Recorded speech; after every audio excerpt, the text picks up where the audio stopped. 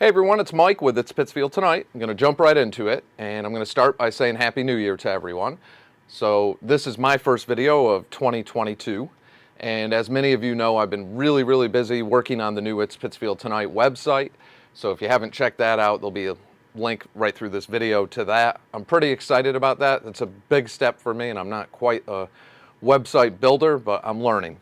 So, but that being said, there's a lot going on this year, and we've got a lot going on this coming week. So we're going to start with our new councilors being sworn in. So this year, the swearing in of the new councilors will not take place at City Hall and Council Chambers. It will be at BCC, and I believe they moved it to BCC to accommodate everyone safely because of the virus. So, but that's coming up, and we have Kenny Warren, who will be the new Ward 1 City Councilor, Charles Cronick, who will be the new Ward 2 City Councilor, Kevin Sherman, who is making a return to the council. He'll be the new Ward 3 City Councilor.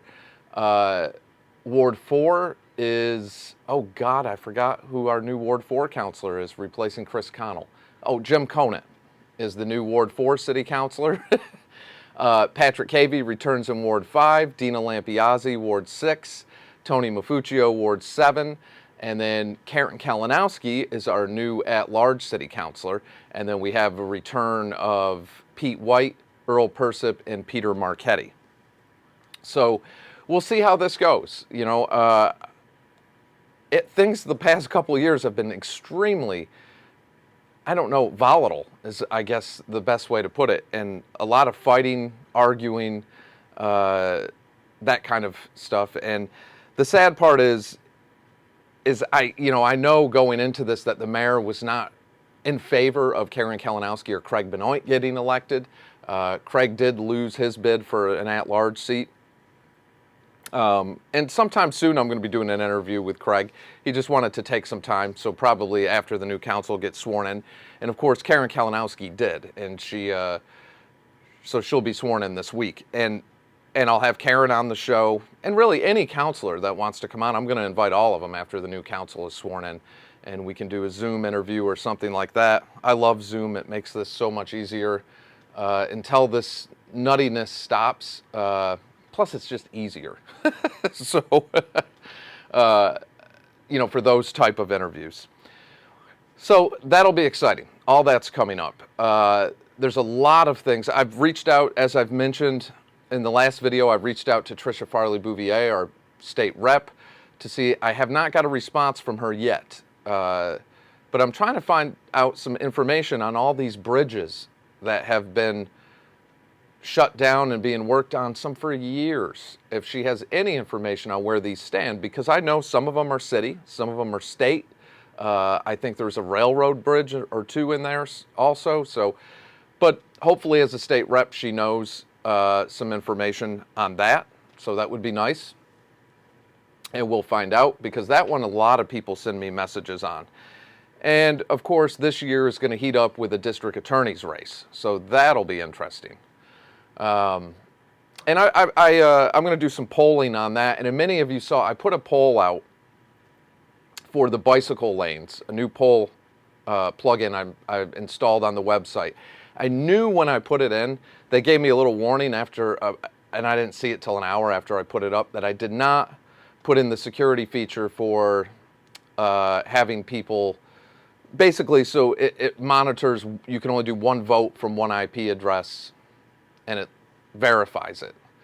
I didn't enact that. I didn't enable that little feature on there. So some schmuck went on there and ruined the poll and put 209 votes or something like that in the yes column all at once. I knew that was most likely going to happen, but rather than taking the whole poll down, because there was no way for me to enable that once I put that up. So that will not be like that on all the future ones, but leave it to people. There's always somebody doing something like that, and I expected that. My GoFundMe, I was reported multiple times for fraud, which we all know that's the political nonsense that happens around here. That was cleared with GoFundMe, and of course it would be. So I wasn't able to post or do anything with that the past, I don't know, week and a half or 2 weeks. So I'll be putting that back up. I'll put it in the link to this. Anyone who can help out with that. I understand things are really tight this year, but $5, $10, $20, anything you can give is a big help. And I normally take that down after the first week of January. I might let it run a little bit longer now just because I lost a couple weeks by somebody doing that. Or it was a group of people that did it all at once, and they were all, So anyway, that's good. My Facebook page, of course, was reported and flagged again. Same kind of nonsense. So we're getting into a political season when that stuff happens. For the most part, though, that's not very effective on me anymore because I've verified myself multiple times with all these companies that I do business through, like GoFundMe or Facebook or all my social media accounts, and there's no problems there. But that's politics. That's how people are. They get mean and nasty. So I'm expecting that. And I've mentioned this before. I save a lot of stuff. Many of you might remember during this last campaign, I talked about stolen signs and that I had put GPS and trail cams out there. I did, and I have footage that I'm just saving for most likely when I run. So when someone tries to pull some crap about I would never do anything like that or anything, I already have what I need in the war chest, I call it. I have stuff going back to 2015 for other incidents. I have stuff from this last election, emails that were sent to me, text messages that were sent to me where somebody screenshotted their own text messages, correspondence between them and the mayor trying to help so Karen Kalinowski and Craig Benoit wouldn't be elected to the council. All sorts of stuff like that. So, I save all that. I put it in my war chest because I'm not going to just throw stuff out there to start crap just to do it. I'm not one of those sites. That's not what this is about. I don't make this personal at all. So I know when I go to run for mayor, when that election comes up, I can only imagine the things they're going to try to attack me with. They like to make up stuff. So, I don't know. I save all that for that. So, just like with the person who went in and did that to the polls, that poll I put up, I don't think they realized it showed who they were doing it because they went to the poll from their Facebook page. But anyway, no sense in putting it out now. I just save that stuff. Normally, karma gets people like that anyway. But that's politics again. So I'll be putting the GoFundMe back up. So again, if anybody can help out with that, great. The business tour will be continuing. So I've got a few businesses I've already been in touch with prior to the holidays. And there's a few more I'm going to try to squeeze in.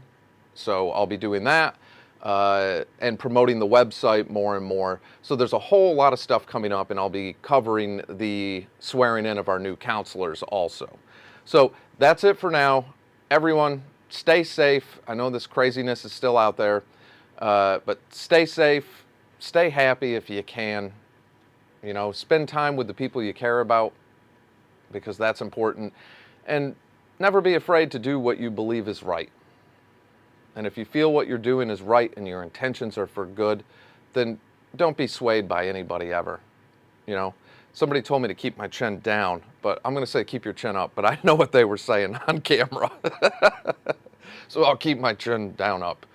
But that is it for now. So everyone enjoy the rest of the weekend, and I'll catch you all in the next day or two.